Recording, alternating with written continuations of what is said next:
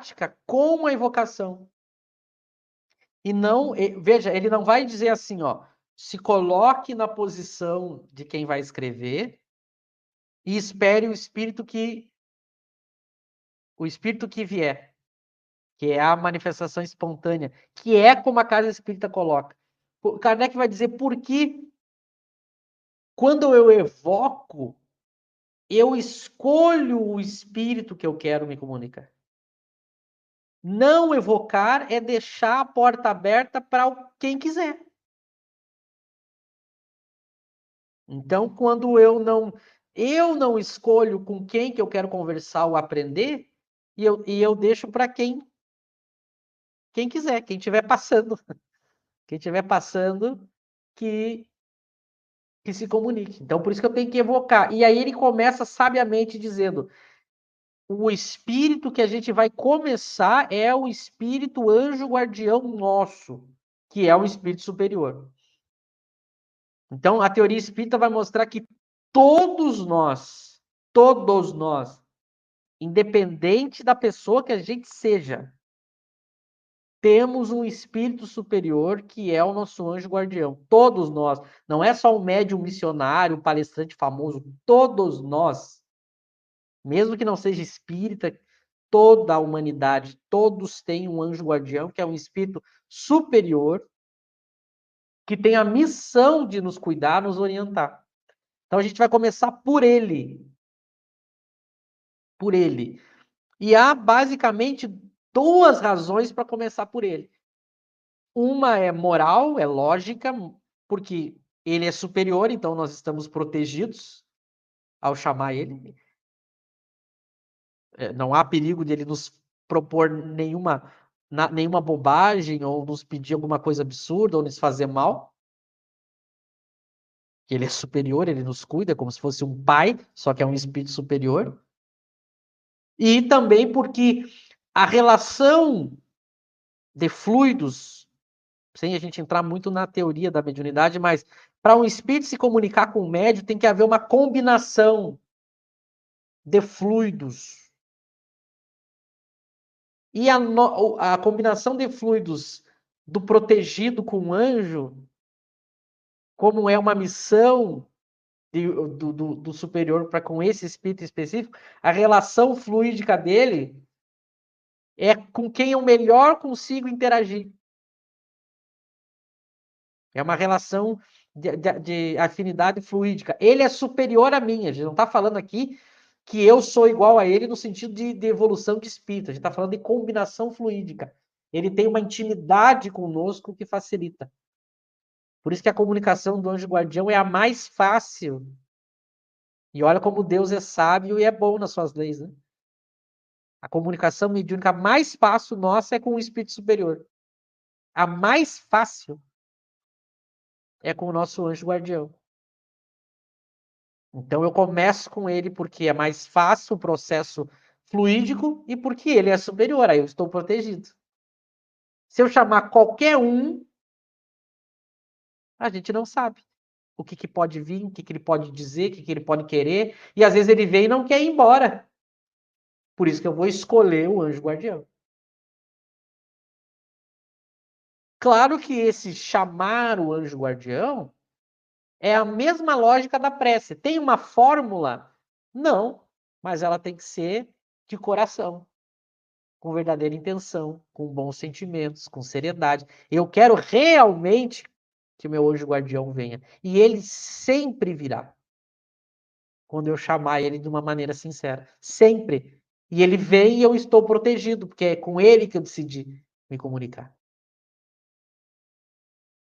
Então a gente começa pelo anjo guardião e a chamada do anjo guardião tem que ser em nome de Deus, tem que ser com sinceridade, com seriedade. Eu quero realmente ele.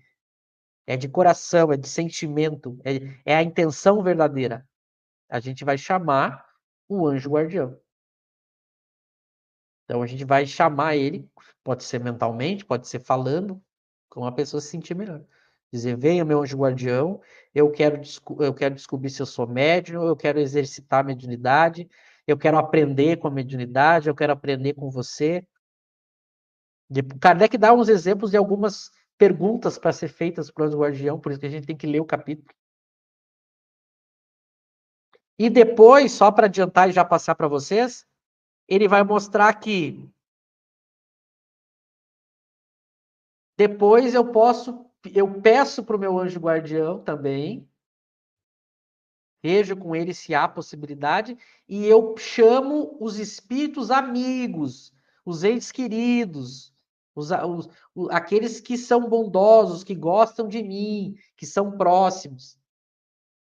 Um pai, uma mãe, um irmão, um amigo, um esposo, uma esposa, pedindo sempre para o anjo guardião nos orientar, perguntar para ele se é possível, evocar esses outros espíritos. Ali a pergunta da Priscila, né? Se a gente tem que evocar um, um espírito específico, né? Evocação é justamente isso. Evocação é escolher um espírito específico. E a gente começa assim, começa pelo anjo e depois pelos afins. Porque esses não vão nos querer mal. E aí a gente vai elaborar perguntas, sempre perguntas sérias, sempre perguntas que não vão ofender esses espíritos, querendo aprender com eles. Então, esses são os espíritos a quem a gente se dirige, a quem a gente vai chamar. Na casa espírita, não. Na casa espírita, a gente deixa para o primeiro que venha. E aí a gente não tem controle nenhum do processo. E se a gente tiver em volta de nós espíritos, e a maioria da gente tem espíritos mentirosos, inferiores, espíritos que, que não têm ocupação no mundo espiritual, porque estão vadiando, eu deixo a porta aberta, é como a minha casa, eu deixo a porta aberta, entra quem quiser. Veja que não faz nenhum sentido o método como o movimento espírita, a casa espírita, pratica a mediunidade. Sabe por que a casa espírita faz isso? Porque ela acredita em algo que é falso. Ela acredita que a casa espírita ela é protegida, é um local sagrado protegido. Então ali não vai entrar espíritos inferiores, os guias não deixarão. Bobagem! Se eu não chamo, se eu não escolho com quem eu quero conversar, vem qualquer um. Vem qualquer um. E ele vem, e se ele quiser, ele vai até mentindo.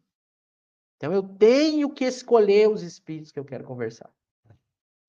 E por fim, tem alguém que perguntou, mas eu tenho que conversar com. Me disseram na casa espírita que eu tenho que conversar com. Que os mentores sabem quem é necessitado. Veja, esse tipo de pensamento que fez com que a gente não praticasse o espiritismo como Kardec ensinava.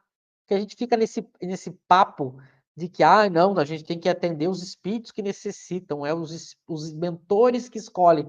Aí a gente é espírita, morre pai, morre mãe, morre irmão, morre filho, morre marido, e a gente nunca evoca. A gente nunca ajuda.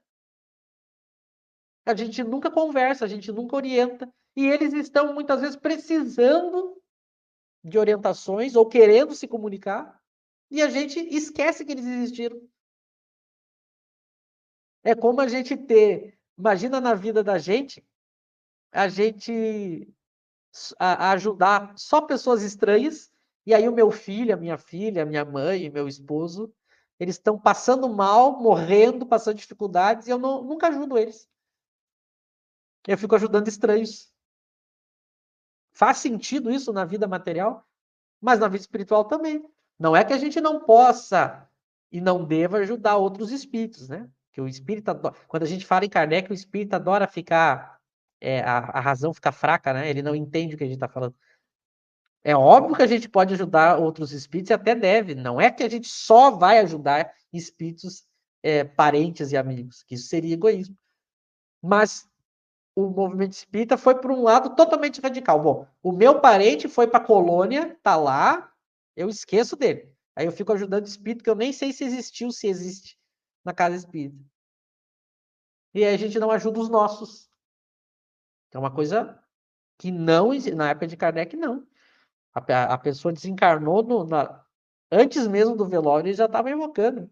Que a evocação ajuda o espírito a se desprender do corpo, a sair da perturbação, né? Então, esse processo